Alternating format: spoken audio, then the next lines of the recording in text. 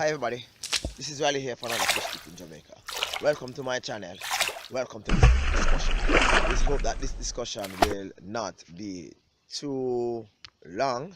However, all the issues being discussed is worth, I believe, uh, good ventilation. Alright, so I was watching a video the other day. Right? And it actually brings out whole issue as to fish keeping versus fish breeding. So this video is primarily geared at the discussion fish keeping versus fish breeding. Now it is common belief of many persons who actually keep fish that once you keep fish you are actually a fish breeder. To me this is a total no-no. To me this is a total no-no. To me this is not so.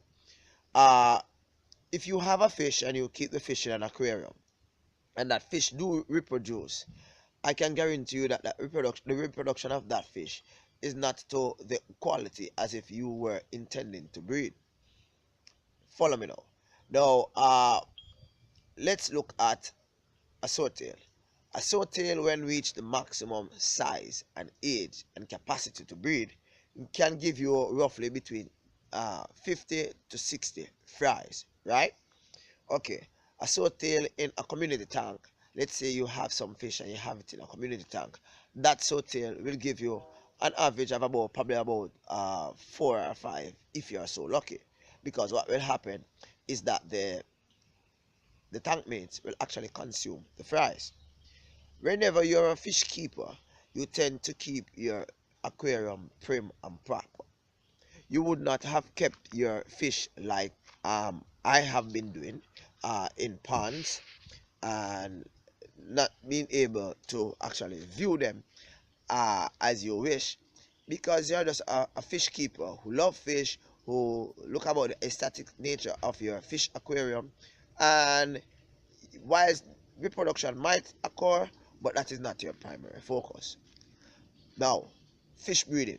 Fish breeding is a skill. Fish breeding is a skill and not necessarily natural. Many fish breed based on several aesthetic requirements. Some fish require a flat area for them to lay their eggs and for them to do the necessary prenatal and postnatal care of their fries. For some fish, they require a special environment, such as an environment where there is a lot of food, an environment where they do not have any filtration system, an environment where in which they are practically mimicking what exists is actually mimicking their natural environment. Some fish will not breed if they will live in varying temperature, but they will not breed in varying temperature. For example, in curry catfish, and I'm not just speaking about what I've read, I'm speaking about what I've actually done myself, right? Okay, so the curry catfish loves very temperature. It's okay. It's a bottom feeder, right? The curry catfish, however, breed best whenever the water is cold, right? It will spawn the eggs and you will get your fries. If you are a fish keeper, you will actually just keep your fish in the aquarium and whatever happen next will happen, but your fish is just kept healthy. If you're a fish breeder, you have to pay keen attention, right, on when it is time for the fish to actually spawn, when it is time for the fish to actually those spawn eggs to be hatched, and the goldfish time for you to remove those large from that IBC toad. Okay, this large so IBC I have toad, as you can see, some goldfish is much cleaner and the goldfish and clearer to the eyes than, let's say, this one. Now, this IBC toad that is clean, it was the normal location for my goldfish that is currently spawning. Now, what happened is that I realized that to spawn my goldfish and to spawn them and to get natural eggs, I mean to do it naturally, right, will require some amount of innovation. So what I did, I actually am using green water so as to camouflage the eggs so that I can get as many fries as possible. Using the green water and a spawning map and regular checking on the eggs, regular checking on the fish to see whether or not they have spawned, have actually resulted in me getting about 40 fries recently. So as a result of that, I have several goldfish on the way to be I call it now commercialized in the near future. Right now, a fish keeper primarily does fish keeping for fun. A fish breeder, on the other hand, can do it for both fun and for future business. One should understand that yes, fish keeping also involves the natural reproduction process, such as spawning and giving live birth to fish. However, you should be mindful of the fact that careful attendance is usually required for the spawning of fish.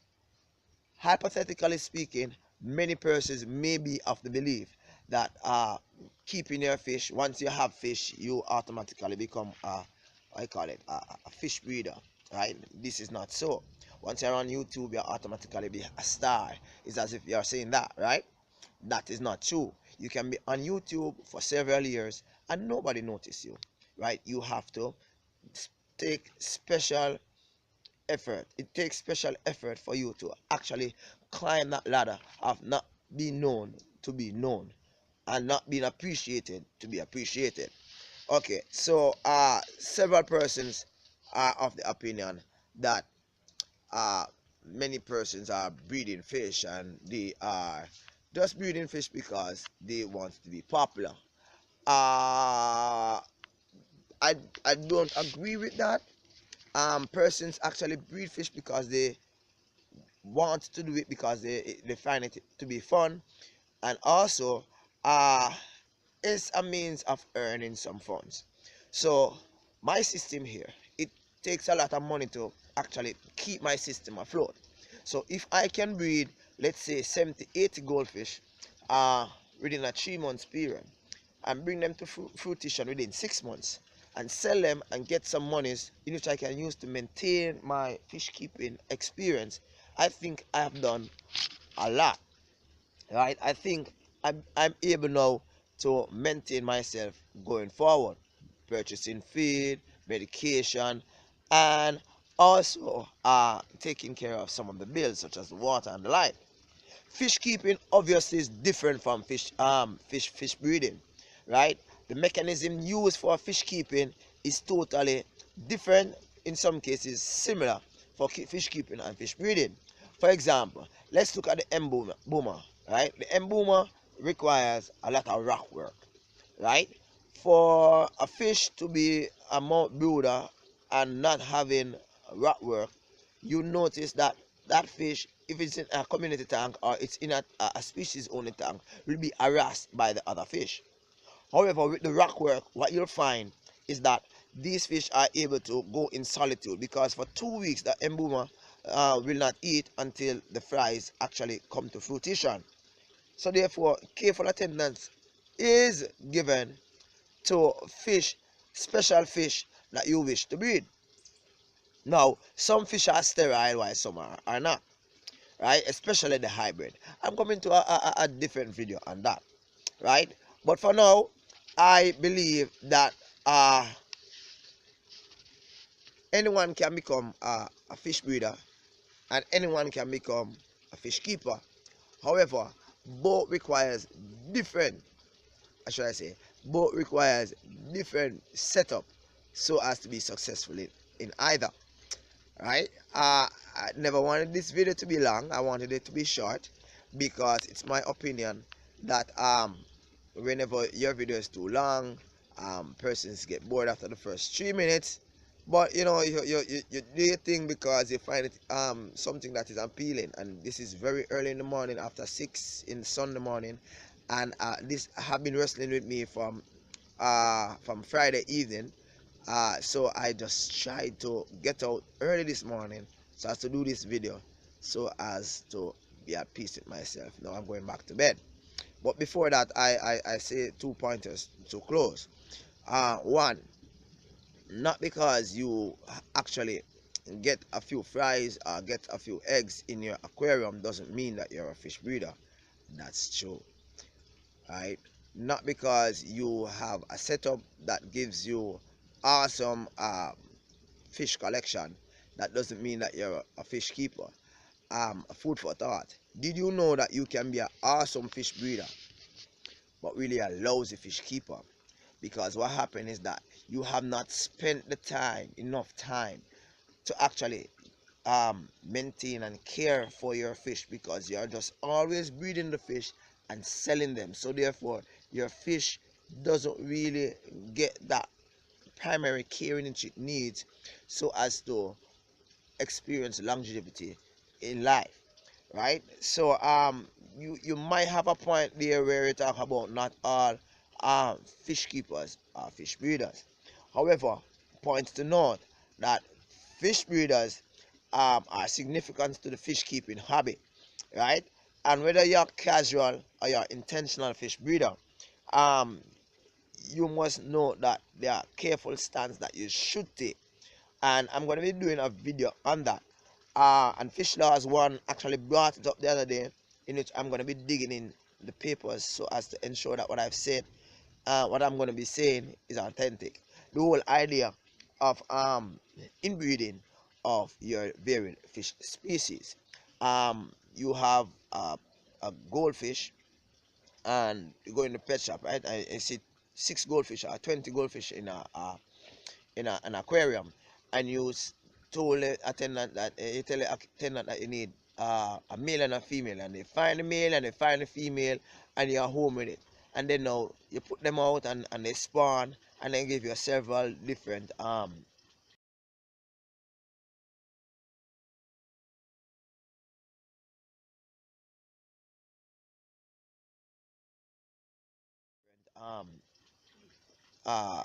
fries, right?